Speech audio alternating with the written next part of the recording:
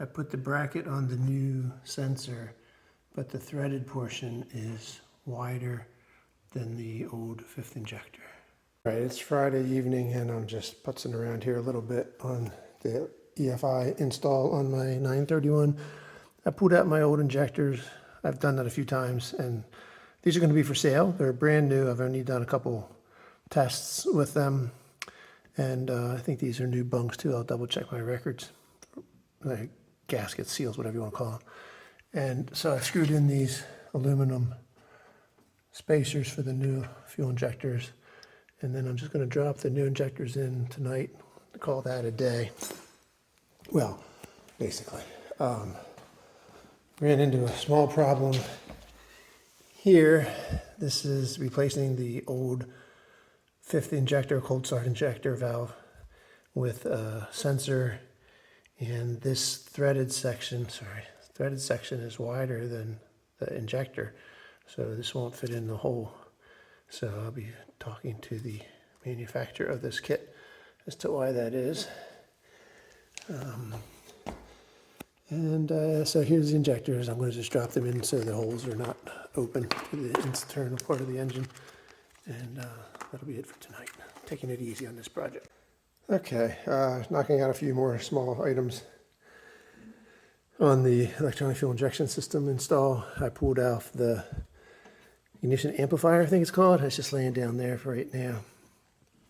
I don't know what I'm going to do with it yet. I might see where the wires all go. Anyway, the ECU is going to go there eventually.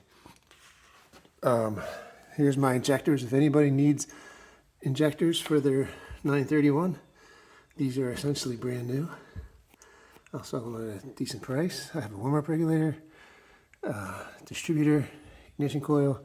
I also have an exhaust for a non-turbo 924 available. Any of the fuel lines. Yeah. So what else have I done? I found out that this doesn't always fit.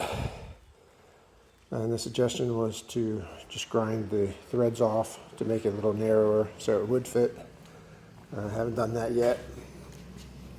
Because I'm not sure if I need a rubber O-ring anywhere. There's a nice one that seems to fit it here.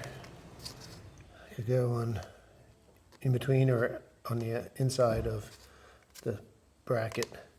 I also pulled out the old temperature sensor and put in the new one for the ECU. I've got this ready to glue this on, but I'm thinking there must be a part for that gasket, so I might try to find that gasket part. I did just a little bit of organizing here. Figured out these long bolts go to this bracket to mount the coil pack. I put these little caps on the ends of the fuel lines. They go on the injectors and get held down by these little brackets. So just a little bit of organization. Kind of put this with the ECU. And I fitted the connectors onto the new fuel lines so they're ready to be installed when I get to that point. Okay, this little hack is too good not to share again. So if you've got old hardware that you want to reuse and it's dirty, soak it in a good old vinegar. I did these overnight and then just wiped them off, and they maybe not like new, but they look a whole lot better than they did. So this hose clamp and these two fuel line things I'll tell you about, and then some nuts and bolts. So these are off of the 931 intake and output of the fuel to the distributor. They connected the hard lines that go back to the tank or pump. And so there was just some hard plastic line inside there, so I just cut them off and pulled these out of the old lines, and I put these on the new lines that came with the kit, and some hose clamps to hold the rubber hose onto these connectors. One more thing, since these are fuel lines, I tried them out inside a little bit, and then I sprayed the insides with some of the brake clean to get any last little bit of the vinegar out, and I know that'll evaporate and not be present down the road. Welcome back to Scoper's Garage. I'm Scott, your host, working on the 924 Turbo a little bit more again tonight. So the front of the engine was a greasy mess, so I've treated it twice with degreaser and rinsed it off. So I'm going to let it dry. As you can see, I got the pulley off. That was a bit of a bear because, in part, it has these nasty Allen bolts. And when the engine's in place, you can't hardly see all of those to put the drive in. So it's a little nerve-wracking. And there's a couple of them were really tight. So my pro tip for the night from at DIYer is to leave this fan belt on tight on that pulley until you get all of those loose. That'll help keep it from turning. You can see mine turned a little bit because it used to be right on top dead center. And so for the replacement pulley, the new pulley, I got hex bolts to replace those nasty Allens with. And it looks to me like there's plenty of clearance around them to tighten them down. Just a couple other thoughts. This pulley's pretty nice in that you can only mount one way. It's got a mark already for top dead center, which would be opposite of the missing tooth there. And there you can see it up here. Looks like it's only got one groove, doesn't it? So how am I going to drive air conditioning? Oh, that's another question for the designer.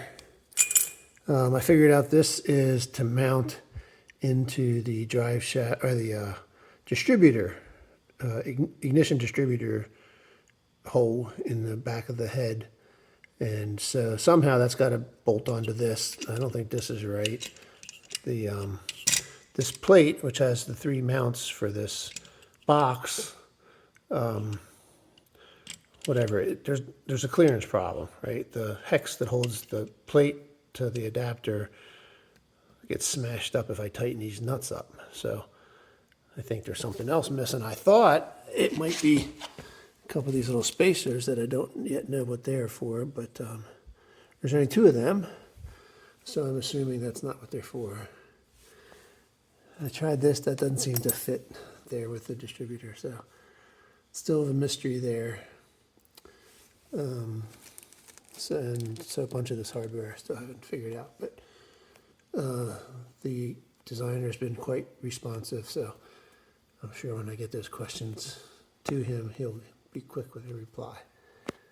Oh yeah, so then I put the O-rings here too on these little caps. So these are the fuels to the injectors, and this screws, it just sits.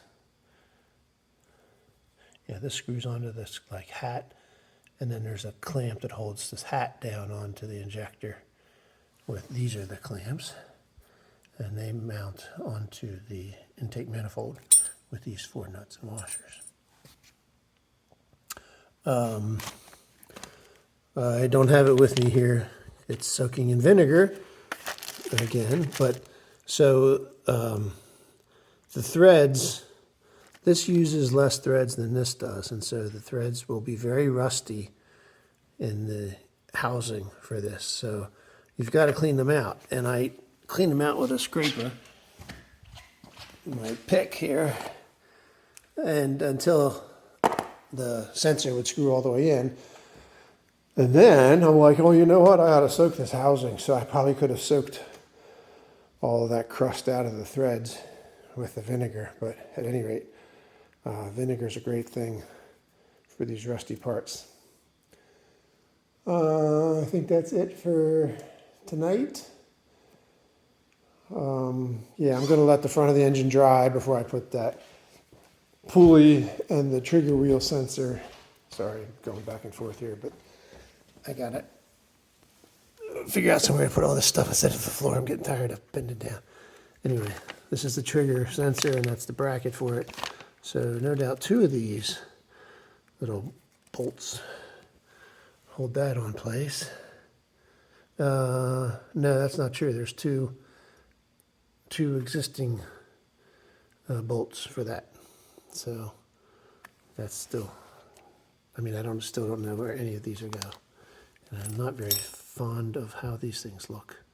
That tiny drive. So we might not use them either.